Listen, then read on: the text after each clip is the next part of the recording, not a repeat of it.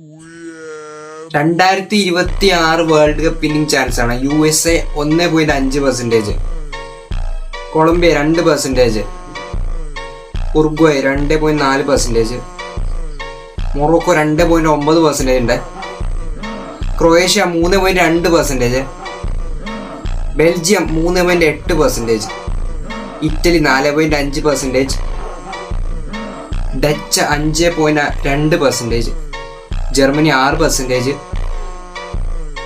Portugal 9.3%, England 10%, Brazil 12.7%, Argentina 14.2%, എന്തായാലും world cup ഉണ്ടല്ലോ, France 15.4%, Spain 16.7%.